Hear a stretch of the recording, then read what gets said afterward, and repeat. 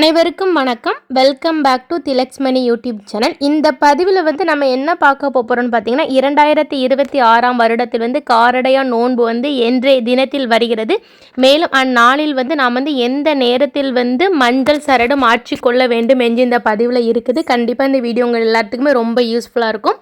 மேலும் காரடையான் நோன்பு திருமணமான பெண்கள் மட்டும்தான் இருக்கணுமா, திருமணமாகாத கன்னி பெண்களும் இருக்கலாமா, இருந்தால் என்ன பலன்கள் கிடைக்கும் என்றும் இந்த பதிவில் இருக்கிறது. ஸ்கிப் பண்ணாமல் எல்லாருமே கடைசி வரைக்கும் பாருங்கள். நம்மளுடைய சேனலை சப்ஸ்கிரைப் பண்ணாமல் பார்க்குறவங்க கண்டிப்பாக சப்ஸ்கிரைப் பண்ணிட்டு பாருங்கள். வாங்க இப்போ நம்ம வீடியோக்குள்ள போகலாம். நம்ம காரடையா நோன்பு எதன் அடிப்படையில் நம்ம கொண்டாடுறோம்னு சொல்லி பார்த்தீங்கன்னா, மாசி மாதம் நிறைவு நாளும் பங்குனி மாதம் பிறக்கும் நேரமும் கூடுகின்ற நன்னாளை தான் நம்ம காரடையா நோன்பு என்று அழைக்கிறோம்.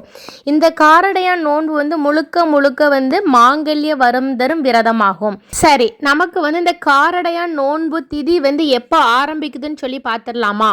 மார்ச் 14ஆம் தேதி அதிகாலை 6:48 ஆரம்பித்து மார்ச் 15ஆம் தேதி அடுத்த நாள் அதிகாலை 1:08 வரைக்கும் இந்த நமக்கு காரடையா நோன்பு நேரம் இருக்குதுங்க. சரி, அப்போ நமக்கு என்னைக்கு காரடையா நோன்புன்னு பார்த்தீங்கன்னா மார்ச் 14ஆம் தேதி சனிக்கிழமை அன்று தாங்க.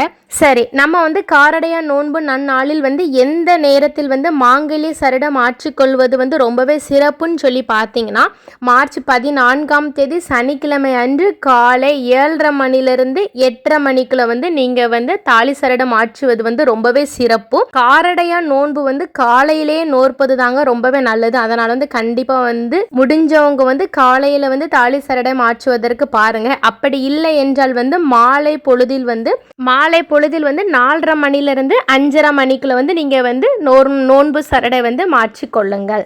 சரி, நம்ம நோன்பு சரடு கெட்டும்போது சொல்ல வேண்டிய மந்திரம் பார்த்தீங்கன்னா, உருகாத வெண்ணையும் ஓரடையும் நான் நோன்பு நோற்றேன், ஒரு காலம் என் கணவர் என்னை விட்டு பிரியாதிருக்க வேண்டும் என்று சொல்லி நோன்பு சரடு மாற்றுவது ரொம்பவே விசேஷமானது. சரி, இப்போ நம்ம இந்த மந்திரத்தை சொல்லி நோன்பு சரடு மாற்றிய பின்பு நம்ம அம்பாளுக்கு உருகாத வெண்ணெய், காரடையான் அடை, வெற்றிலை பாக்கு மற்றும் பழங்கள் வைத்து வழிபாடு செய்ய வேண்டும். இந்த காரடையான் நோன்புல ஸ்பெஷலாக என்னன்னு பார்த்தீங்கன்னா அந்த காரடையான் அடை. அதனால் முடிஞ்சவங்க கண்டிப்பாக அதை செய்து வைத்து இறை வழிபாடு செய்யுங்கள்.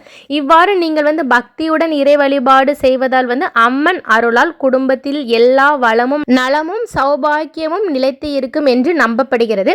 அதனால் நண்பர்களே, கண்டிப்பாக முடிந்தவர்கள் முதலில் காலை சொன்ன நேரத்தில் நோன்பு சரடு மாற்றிக்கொள்ளுங்கள், ரொம்பவே நல்லது. சரி, இப்போ ஒரு சிலவங்க கேட்குற கேள்வி என்னன்னு சொல்லி பார்த்தீங்கன்னா, திருமணமான பெண்கள் மட்டும்தான் காரடையான் நோன்பு கொண்டாடணுமா, திருமணமாகாத கன்னி பெண்கள் கொண்டாடக்கூடாதான் என்று கேட்குறீங்க. தாராளமாக கொண்டாடலாம்.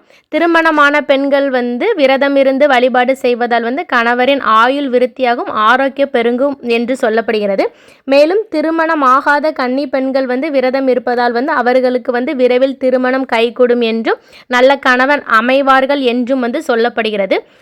மேலும் இந்த காரடையா நோன்புல இந்த பிரிந்த தம்பதியினர்கள் விரதம் இருந்து வழிபாடு செய்வதால் நிச்சயமாக அவர்கள் ஒன்று சேர்வதற்கு ரொம்ப ரொம்ப வாய்ப்பு இருக்கிறதுங்க.